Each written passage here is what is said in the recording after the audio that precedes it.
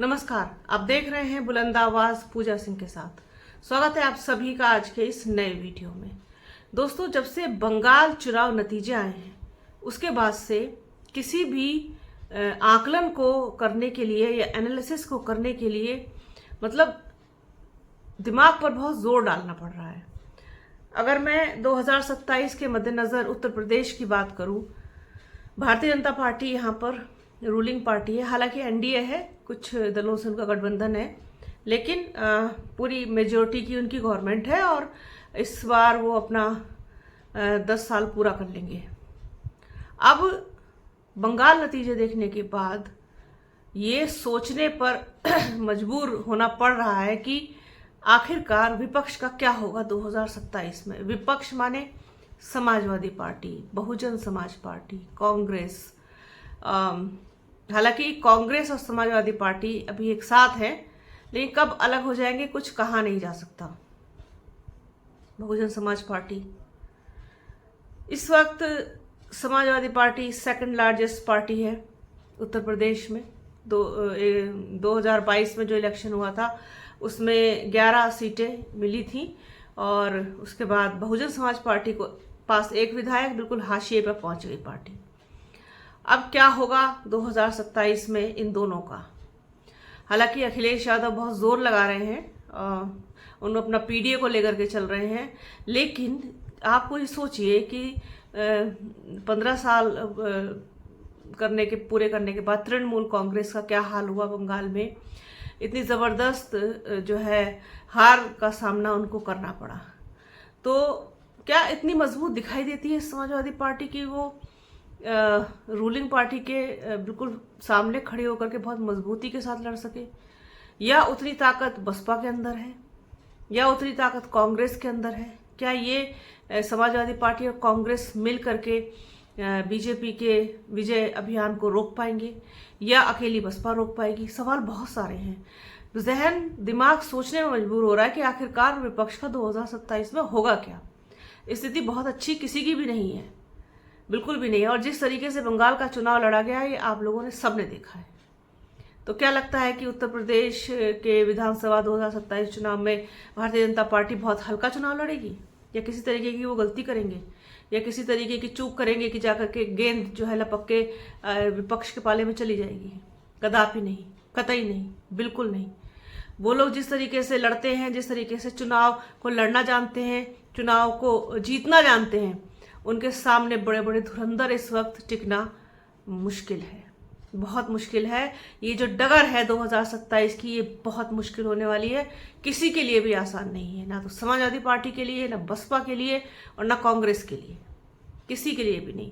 AIMIM भी आकर के लड़ेगी, उसके लिए भी नहीं। पल्लवी पटेल लड़ेंगी, अलग लड़ेंगी, जो भी लड़ेंगी, कोई और लड़ेगा, उसके लिए भी नहीं। किसी के लिए भी आसान नहीं होने वाली है। आसान तब होगी जब बहुत मजबूत गठबंधन ने अपनी पूरी ताकत, पूरी शक्ति, पूरा मनोयोग, पूरा मनोबल लगा के कोई चुनाव लड़ेगा। यूं अकेले अकेले किसी के बस की नहीं है। अभी 111 मिली थी समाजवादी पार्टी को वेस्ट यूपी में, जबकि 8-9 सीटें मिली थी, क्योंकि रालोद 8 सीटें मिली थी, रालोद उनके साथ था। अब आप ये देखिए कि समाजवादी पार्टी का एम अकेला रह जाता है यहाँ पर, वाई नहीं है।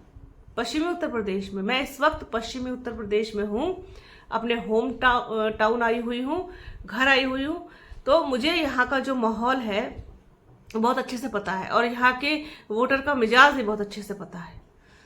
मुश्किल कुछ भी नहीं है, नामुमकिन भी नहीं है, लेकिन उस तरीके की लड़ाई लड़ने के लिए, उस तरीके की फाइट देने के लिए, कंपटीशन देने के लिए आपको बहुत मजबूत खुद को करना होगा, अपनी कमर को बहुत मजबूत करना होगा, अपने अंदर की इच्छाओं का त्याग करना होगा, अपने अंदर के लालच का बलिदान करना होगा, और एक साथ मजबूत गठबंधन किसी के साथ में बना करके, किसी के साथ आ करके तब चुनाव अगर लड़ा जाएगा तो आप शायद सोच पाए कि आप फाइट दे पाएंगे, वरना किसी के भी बस की फाइट देना नहीं है 2027 में उत्तर प्रदेश में भारतीय जनता पार्टी को। ये बहुत कटु और कड़वा सत्य है, और इस सत्य पर मोहर बंगाल इलेक्शन के बाद लग जाती है पूरी तरीके से।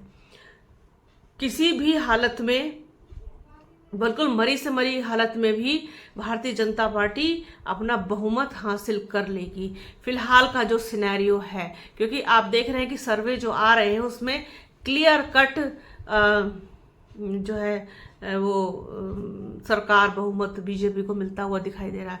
अब जो समाजवादी पार्टी के समर्थक हैं उनके हिसाब से तो आप देखिए कि अखिलेश यादव आएंगे, इस बार सरकार उनकी बनेगी। पर कैसे? कोई उनसे अगर ये सवाल करे कि भाई कैसे, आपके पास पिछला जो चुनाव था पश्चिम उत्तर प्रदेश में जयंत चौधरी साथ में थे, फिर आपके उधर आप पूर्वांचल में चले जाइए तो वहाँ पर आपके साथ आपके राजभर थे, और उसके बाद सौम्य प्रसाद मौर्य थे, आपके साथ पल्लवी पटेल थी, सब थे। हालांकि पल्लवी पटेल अभी भी हैं, बट कितनी है वो भी सबको पता है। तो ये था। अब सब अलग हो चुके हैं, सब अब छोड़ चुके हैं। कोई भारतीय जनता पार्टी में विलय करके चला गया, कोई आपको छोड़ के चला गया, तो आप कैसे लड़ोगे चुनाव? किस आधार पर लड़ोगे? पश्चिमी उत्तर प्रदेश वाली पूरी बेल्ट में तो वाई है ही नहीं, केवल एम के सहारे कैसे होगा जब तक दूसरे लोग इसमें नहीं आएंगे। आपके साथ ओबीसी नहीं आएगा, आपके साथ दलित नहीं आएगा। संविधान के नाम पर आपने कितना साथ दिया है और कितना कुछ किया है वो भी सबको पता है। कैसे आएगा? चलिए मान लीजिए आ भी गया, उसके बाद जो बाकी कमी है वो कैसे पूरी होगी?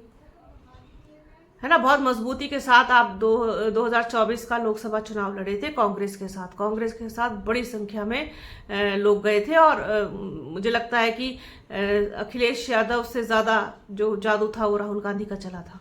अब की बार क्या होगा ये देखने वाली बात होगी। उधर बहुजन समाज पार्टी के जो समर्थक हैं वो लगातार इस चीज को कहते हैं कि 2027 में बहन जी सरकार बनाएंगी। मैं उनसे पूछना चाहती हूँ कैसे बनाएंगी? कैसे? जो पार्टी बिल्कुल हाशिए में पहुंच गई, बुरी लगेगी ये मेरी बात बहुत लोगों को, लेकिन सच बोलना मेरा काम है। हाँ, बना सकती हैं, बिल्कुल बना सकती हैं, बहुत मजबूती के साथ बना सकती हैं, बशर्ते किसी के साथ गठबंधन करें, किसी के साथ गठबंधन में जाएं, तभी ये चीज पॉसिबल होगी। और ये भी मैं आज कह देती हूँ, उस पर अलग से बात करूंगी कि अगर किसी के बस की बात है बीजेपी के विजय अभियान को रोकना, तो वो सिर्फ और सिर्फ बसपा है, बहुजन समाज पार्टी है। लेकिन अकेले लड़ने से 2027 में बात कैसे बनेगी? सिर्फ आपका अपना आधार वोट, चलिए 9 साढ़े 9 को हम 10% मान लेते हैं, बाकी का कैसे पूरा होगा? क्या मुस्लिम साथ आएगा? क्या जो गैर जाटव है वो साथ आएगा? क्या ओबीसी साथ आएंगे? क्या सवर्ण साथ आएंगे? क्या ब्राह्मण साथ आएंगे? क्या क्षत्रिय साथ आएंगे? क्या उधर वो जो पटेल, राजभर, मौर्य ये सब हैं, ये सब आएंगे? कैसे आएंगे? आपने क्या एफर्ट डाले हैं अभी तक? तो एक बड़ा सवाल है पूरे विपक्ष के सामने। उधर कांग्रेस है, वो अभी तक समाजवादी पार्टी के साथ तो है पर बहुत कंफर्टेबल नहीं है, वो बाहर आना चाहती है इस जादू से, और अपना करिश्मा जो है किसी और के साथ मिलकर दिखाना चाहती है। अब वो कोई और कौन है ये अभी बहुत रहस्य की चीज है, लेकिन देखते हैं क्या होता है।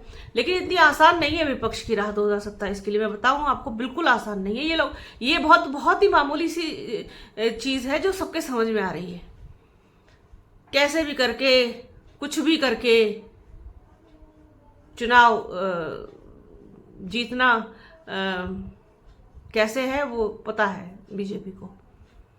तो बाकी लोग भी साथ हैं उनके, ऐसी बात नहीं है, थोड़ी बहुत चीजें मैनेज होती है, लेकिन लोग इस वक्त पूरी तरीके से उनके साथ हैं, ये इसमें भी कोई दो राय नहीं है।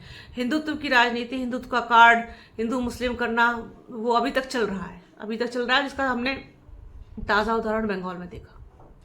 तो कुल मिलाकर के क्या होगा विपक्ष का, ये एक बड़ा सवाल है, और इस सवाल छोड़ के जा रही हूँ। कमेंट बॉक्स में इसका जवाब अगर आपके पास हो तो जरूर बताइएगा।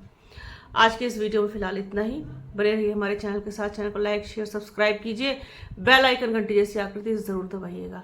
अपना और अपनों का बहुत ख्याल रखिए। जल्द मिलूंगी आपसे एक नए वीडियो में, एक नए मुद्दे के साथ, एक नई चर्चा में। तब तक के लिए जय हिंद।